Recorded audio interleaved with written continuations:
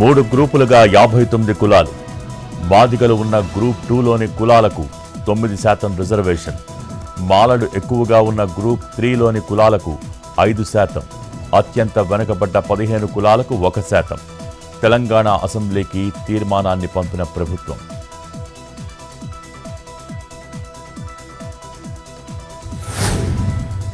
SC వర్గీకరణకు BRS సానుకూలం. వర్గీకరణకు మద్దతుగా అసెంబ్లీలో ఏకగ్రీవ తీర్మానం చేశామన్న కేటీఆర్. బీసీల విషయంలో ప్రభుత్వ వైఖరిపై నిరసన.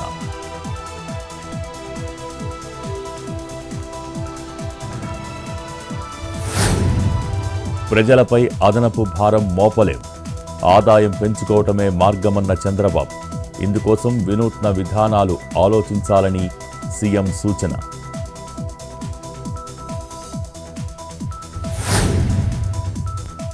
ఏఐ సెంటర్ ఆఫ్ ఎక్సలెన్స్ను ఏపీలో ఏర్పాటు చేయండి. కేంద్ర మంత్రి అశ్విని వైష్ణవ్కు మంత్రి లోకేష్ వినతి.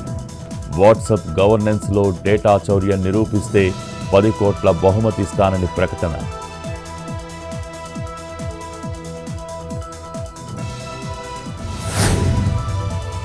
వైసీపీ కీలక నేతలతో భేటీ అయిన జగన్. తాజా రాజకీయ అంశాలు, పార్టీ ప్రస్తుత పరిస్థితిపై చర్చ.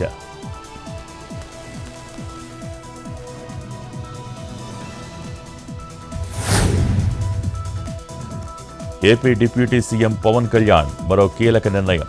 5 రోజుల పాటు దక్షిణ భారతదేశంలోని ఆలయాల సందర్శన.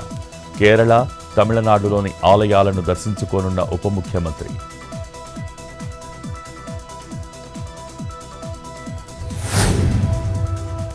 శాస్త్రీయంగా సమగ్ర ఇంటింటి కుటుంబ సర్వే జరిగింది. బలహీన వర్గాలకు మేలు జరగాలనే ఆలోచన బీఆర్ఎస్కు లేదన్న భట్టి. రాష్ట్ర వనరుల్ని దీని ద్వారా అందించే అవకాశం ఉందన్న డిప్యూటీ సీఎం.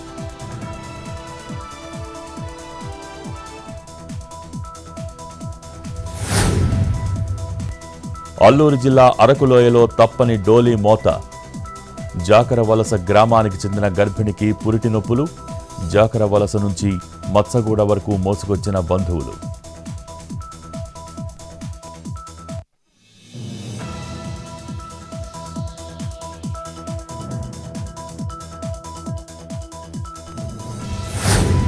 తిరుమలలో వైభవంగా రథసప్తమి వేడుకలు. 7 వాహనాలపై ఊరేగిన మలయప్ప స్వామి. వాహన సేవలను తిలకించేందుకు వచ్చిన 2.5 లక్షల మంది భక్తులు.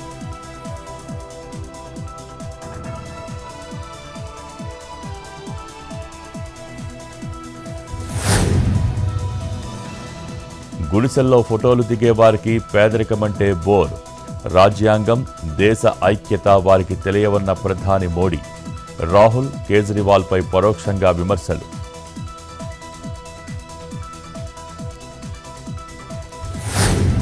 మహాకుంభ్ మృతుల లెక్కలు దాచిపెడుతున్నారు. పార్లమెంటులో ప్రశ్నించిన ఎస్పీ, ఎంపీ అఖిలేష్ యాదవ్.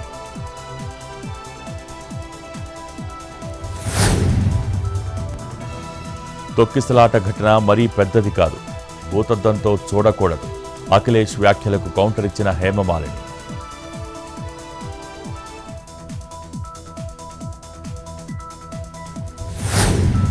మహాకుంభ్ను సందర్శించిన భూటాన్ రాజు.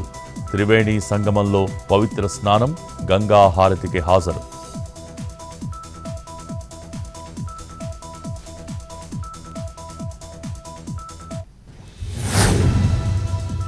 అక్రమ వలసదారుల అంశంపై సుప్రీంకోర్టు సీరియస్. అస్సాం ప్రభుత్వంపై ఉన్నత న్యాయస్థానం అసహనం. అక్రమ వలసదారులను ఎన్నాళ్లు పోషిస్తారని ప్రశ్న. వారిని పంపేందుకు ముహూర్తం కోసం చూస్తున్నారా అంటూ వ్యాఖ్యలు.